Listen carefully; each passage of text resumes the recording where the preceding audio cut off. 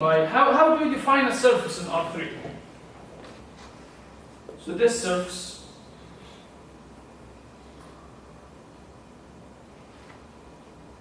how do we define a surface in R3? A surface in R3, we can define it by a scalar function, right? That is constant along the surface. So this is lambda is equal to constant along the surface, and I have in R3, I have its gradient that is perpendicular to the surface, and if I want these V1 and V2 to be tangent to the surface, here is V2, I want it to be perpendicular to the gradient. So this question can be stated as follows: does there exist lambda that maps from R3 to R such that lambda is, lambda is perpendicular, so the dot product with this guy V1 is 0, and the dot product with V2 is 0. Well, I can write dot product because I'm in R3, but in general, what is the abstraction of this guy in our language? What's that? Direction, or the lead derivative. The lead derivative of lambda along V1, right? So now we can talk about any general manifold, it's the same language, and LV2 lambda is 0. So let's try to do that. Let's try to get lambda here. So lambda is function of x, y, and z. That I'm going to dot its gradient with this vector. So I'll get what? Y partial lambda partial x minus x partial lambda partial y. This must be 0, and here is the other vector, is 0 times lambda x, z lambda y minus y lambda z is 0. Any question about these two equations?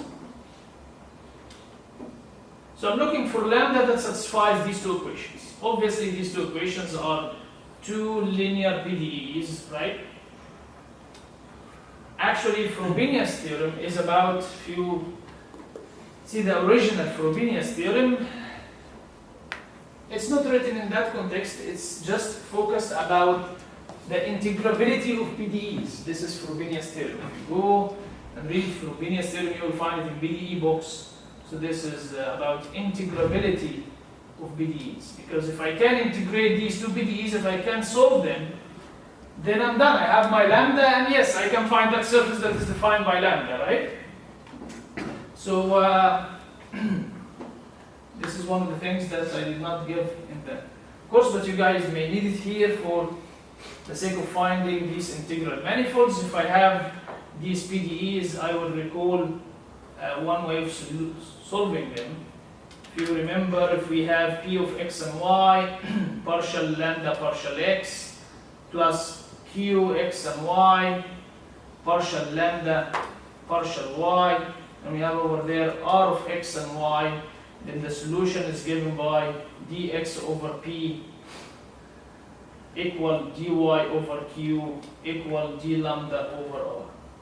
And if r is equal to 0, then we have d lambda is 0, which means lambda is constant along the surface that you get from the other equation. Okay? So you will need this method to solve these PDEs for the sake of this course. So let's apply that. So we do dx divided by the coefficient of lambda x, this is y, equals dy divided by the coefficient of lambda y, which is negative x, and if I multiply here, I have x dx equals negative y dy, so if you integrate, you get x squared and y squared plus a constant. You can just get rid of the 2's, right? This is negative. So you have x squared plus y squared equals a constant, and because we live in 3-dimensional, then this guy might be a constant of z, a function of z, right?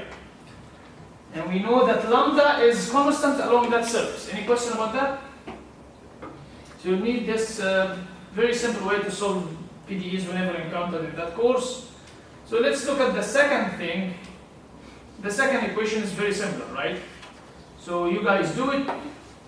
you will find that, the second equation, here is the second equation, will give you z squared plus y squared equals another constant, the function of x, and you need to satisfy these two guys simultaneously. So if you do that, you will find that, obviously it's x squared plus y squared plus z squared equals some constant, and this is lambda. Right? So lambda is constant along that surface. So given any point that is in R3, not the origin, I can construct surface M and P is contained in M such that V1 and V2, V1 and V2 at any x is in the tangent space of M at that point for all x in M. So in R3, x, y, z, give me a point, here is the point. Okay, here is the surface. Give me another point, here is a point, here is another surface, right? So the norm of the point in R3 will give you the constant. So in other words, M is every x in R3 such that x squared plus y squared plus z squared equals to the norm of p squared, right? So what does it mean? What it means is the following. I will modify this a little bit. I'll modify it a little bit.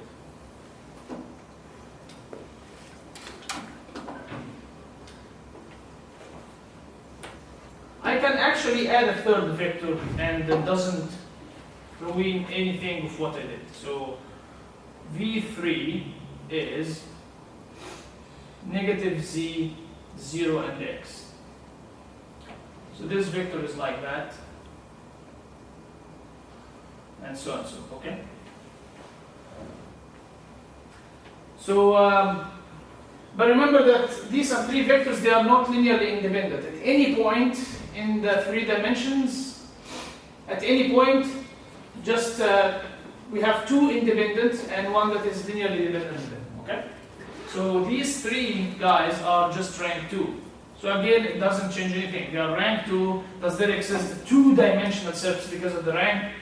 So everything is the same. I will have here, I will need to add nabla lambda dotted with V3. I will need to add LV3 lambda is 0. This will give me a third differential equation, which is what? Negative z lambda x plus x lambda z is 0. So I need to add this equation again. Now it's integrability of 3 PDEs. It will give you the exact same solution. Okay? So now we have V1, V2, V3. So let's define this delta, which is the collection of these guys, span of V1, V2, and V3. This is a subset of the, you really want to see it, but maybe this thing, this bit. Okay? So it's a subset of the all vector fields on R3. So delta, we call it a distribution, and I will not define a distribution again, it's defined in the lecture. You can see here, from what we have done already, that delta is integrable. What do you mean by integrable? I was able to integrate delta and find the surface such that delta is tangent to the surface everywhere. Not only tangent, delta actually spans the entire tangent space of that surface everywhere. Okay? So this is what we mean by integrable. We did it by hand, we actually found the surface. Okay? And here is the observation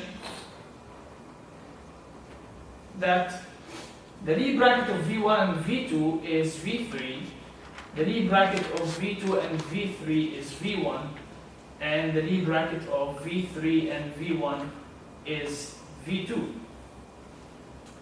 So if you take any two vectors in delta and do Lie bracket, the result is also in delta. This is the definition of involutivity. Delta is involutive. Okay? That we defined in the lecture. So this is an observation here. The consequence is very serious here. This, I guess, we talked about it in detail in the lecture, but I will just touch upon it here. So if these vectors, 2 or 3 vectors, it doesn't matter because they are rank 2 at the end of the day, you used an extra actuator. At any rate, these vectors, if they represent velocities, actuators.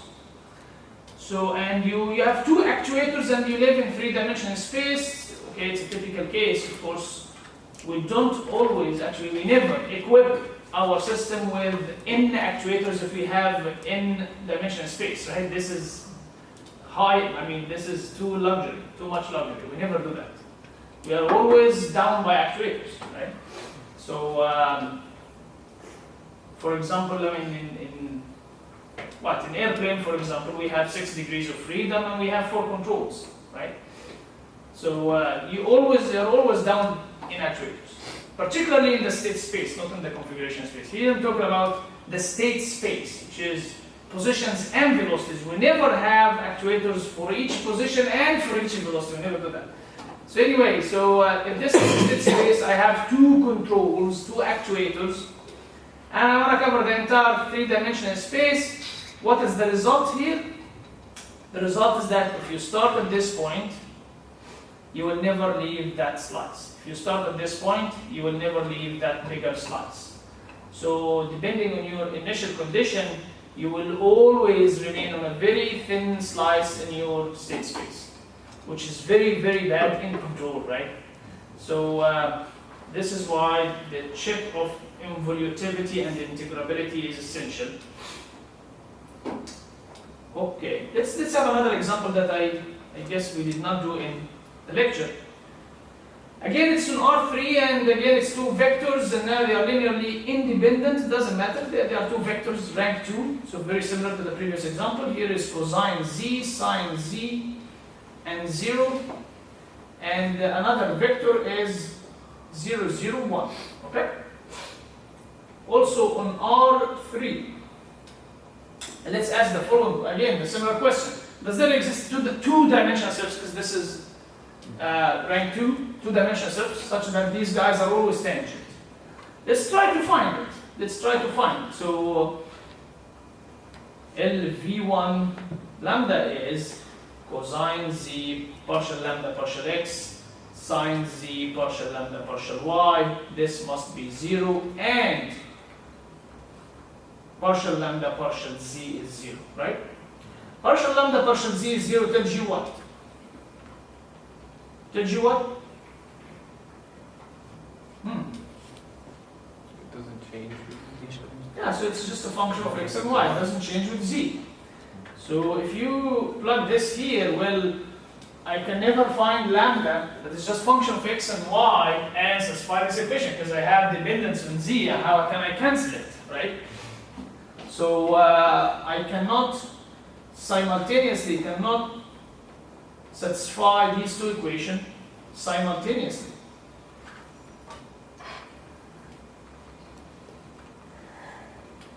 So there is no such lambda and no such surface.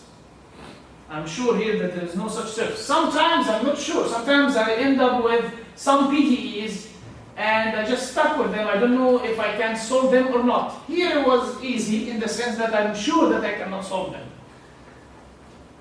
So this gives us the following, that delta, which is the span of V1 and V2, is actually not integrable. I cannot integrate delta to find a surface such that delta is tangent to the surface.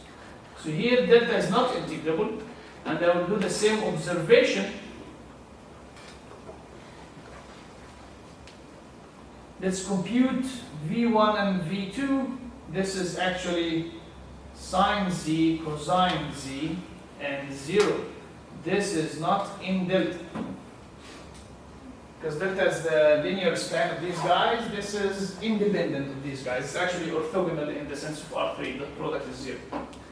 So from definition, by definition, this means that delta is not involutive, right? Any question? Please, if you have a question, just let me know. No shame here, it's just we're discussing. Hopefully these are simple ideas. If you have a question, just let me know. So the corresponding PDE system for this example cannot be solved. Not even locally, nothing. It's just has no solution. You cannot find a solution, I'm sure. Right?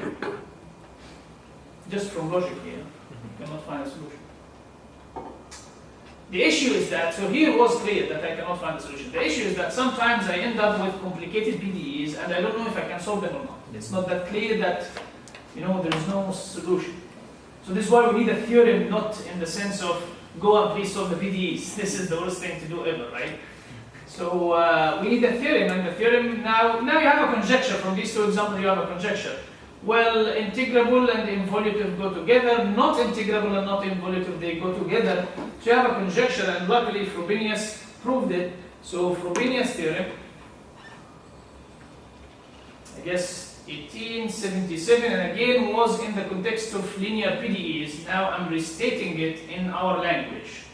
Okay? So it says that a regular, and you have the definition of regular in the class, the regular C infinity, smooth, distribution, span of some vector fields. A regular C infinity distribution is integrable. You can integrate it and have a subsurface, submanifold, such that this distribution is tangent to the manifold everywhere, to the smaller manifold everywhere. Is integrable, you can be integrated if and only if it is involutive. It's one of the very easy theorems to memorize. Integrable if and only if involutive. Okay? So, on a side, Hermann, 1962, he extended it to the singular case, so it's not regular, but we will not consider because it's not that easy to check. Well, why this is useful? Because look at this, this is integrable, right? What do you mean by integrable? It means that I can solve PDEs, right? So, so it saves me from solving PDEs, which is a very hard thing to do. And instead of going and trying to solve the PDEs, it provides a very easy